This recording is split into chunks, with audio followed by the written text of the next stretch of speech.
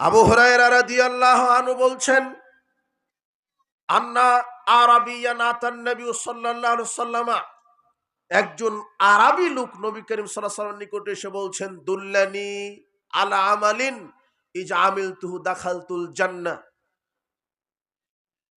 হে মুহাম্মদ সাল্লাল্লাহু আলাইহি ওয়াসাল্লাম, আপনি এমন একটা আমলের কথা বলুন যে আল্লাহ আমাকে জান্নাত দিবেন।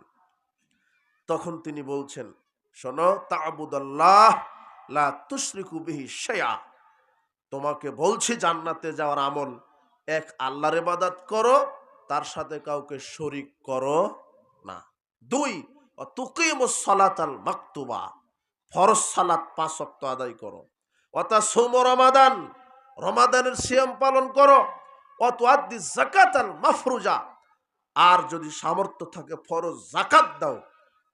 তখন লোকটা বলছে, ফাওয়াল্লাযী নাফসি বিয়াদিহি, সেই সত্তার কসম, লা আজিদু আলা হাযা, আমি এর চাইতে বেশি করব না, আপনি যা বলেছেন অতটুকুনি করব। ফালাম্মা ওয়াল্লা, এই বলে লোকটা চলে যাচ্ছে। রাসূল সাল্লাল্লাহু আলাইহি ওয়াসাল্লাম সাহাবীদেরকে বলছেন, সাহাবীগণ, মান সাররাহু আইয়ানজুরা ইলা রাজুলিন মিন আহলিল জান্নাহ ফালইয়ানজুর ইলা হাযা, তোমরা যদি জান্নাতি কোনো ব্যক্তিকে দেখে আনন্দ পেতে চাও, তাহলে ওই যে লোকটা চলে যাচ্ছে, এই লোকটা জান্নাতি লোক। এই লোকটা বেশি আমল করতে চেয়েছে না রাসূল সাল্লাল্লাহু আলাইহি ওয়াসাল্লাম যা দিয়েছে অট্টুকুন?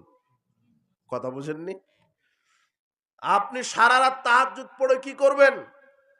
সারা বছর সিয়াম রেখে কি করবেন? যদি রাসূলের তরিকায় না হয়, তাহলে এই সালাত সিয়াম আপনাকে কোথায় নিয়ে যাবে? জাহান্নামে। সাবধান, কোরআন হাদিসে যতটুকু আল্লাহ দিয়েছেন, রাসূল সাল্লাল্লাহু আলাইহি ওয়াসাল্লাম যেভাবে ইবাদত করতে বলেছেন, আপনাকে ওইভাবে ইবাদত করতে হবে। এটাই হলো সৎ আমল, আল্লাহর পক্ষ থেকে দেওয়া। রাসূল সাল্লাল্লাহু আলাইহি ওয়াসাল্লামের তরিকাই করা।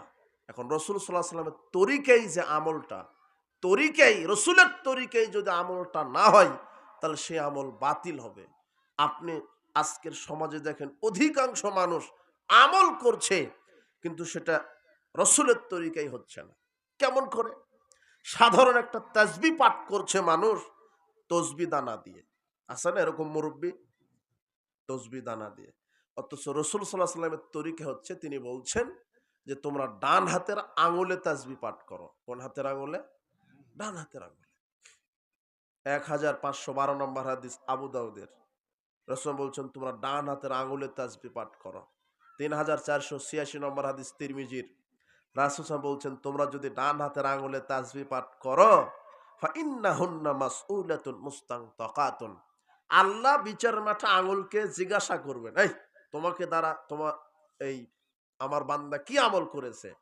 তখন আঙুল কথা বলবে, আল্লাহ, এই লোকটা আমাকে দিয়ে তাসবিহ পাঠ করেছে আপনার কাজে, আপনি তাকে ক্ষমা করুন। আল্লাহ এই আঙুলের সুপারিশ কবুল করে আপনাকে জান্নাত দিবে। এটা রাসূলের তরিকা। আমি শুধু এটা বোঝালাম যে আমল তো আপনি তাসবিহ দানাতে করছেন, আমল ঠিক আছে। আরে 100 দানা 500 দানার তাসবিহ আছে, 1000 দানারও তাসবিহ আছে। মানে ও বেশি তাসবিহ করবে, কিন্তু যতই বেশি করেন, তরিকা যদি কার না হয়, তাহলে আমলটা কি? বাতিল।